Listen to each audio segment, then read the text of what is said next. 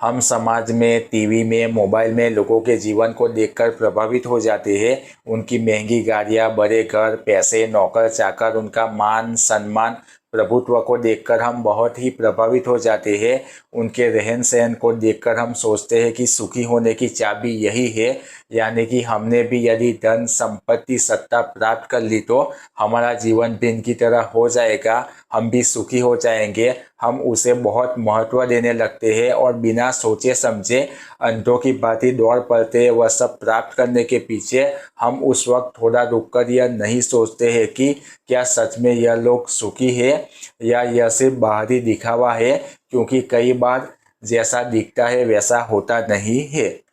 एक बार YouTube पर मैंने एक व्यक्ति की वीडियो देखी थी जिसमें उस व्यक्ति ने बताया था कि उसने एक बड़ी MNC कंपनी में जूनियर इंजीनियर की पोजीशन से जॉब स्टार्ट की थी, इस इच्छा से कि एक दिन वह उस कंपनी में यूनिट हेड बनेगा, क्योंकि सफलता का मापदंड वह उसे ही समझता था।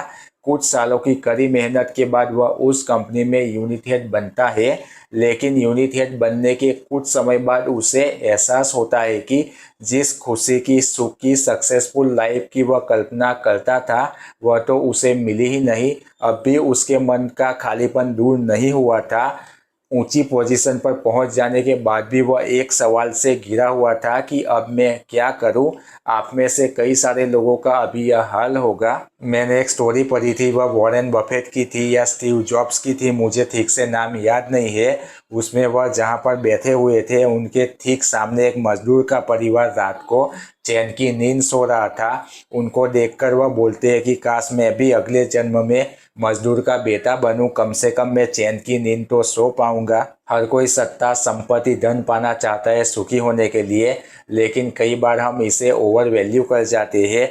एक बात याद रखें कि चीज़ें आपको जीवन में कंफर्ट दे सकती है, वह सुख नहीं दे सकती, शांति नहीं दे सकती। आपको दुनिया में ऐसा एक भी इंसान नहीं मिलेगा जिसे सत्ता, संपत्ति और धन मिलने के बाद सुख मिला हो, शांति मिली हो, क्योंकि चीज़ें के फायदे हैं तो नुकसान भी है। अच्छी चीज़ें अपने पीछे कई बुरी चीज़ों को लेकर आती है, सो आपको अच्छी और बुरी दोनों चीज़ों के लिए तैयार रहना पड़ेगा। आपने कई नामचीन लोगों को, सक्सेसफुल लोगों को, धनवान लोगों को नशेड़ी बनते हुए, सुसाइड करते हुए, अहंकार में दूसरों के साथ झगड़ा करते हुए, डिप्रेशन में जाते हुए, खुद ही अपना जीवन खराब करते हुए देखा होगा।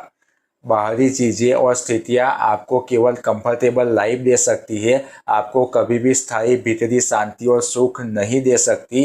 यदि इनसे वह प्राप्त भी होता है तो वह केवल चंद पलों के लिए होता है, अस्थायी होता है। इसलिए यदि आपकी यह सोच है कि मुझे सत्ता, संपत्ति और धन मिल जाने के बाद जीवन में सुख और शांति मिलेगी, तो आपकी इस सोच को बदले। यदि आपकी जॉब या व्यवसाय से आपको सत्ता, संपत्ति और धन मिल रहा है या मिल गया है तो अच्छी बात है, उसका एक कंफर्टेबल लाइफ जीने के लिए उपभोग करें, लेकिन उससे सुख और शांति की अपेक्षा न रखें। उसे प्राप्त करने के पीछे पागलों की तरह मत भागे, क्योंकि वह अस्थायी है, बाहरी है, और जो अस्थायी है, बाहरी है, परिवर्तनशील है, वह आपको स्थायी सुख और शांति कैसे दे सकता है।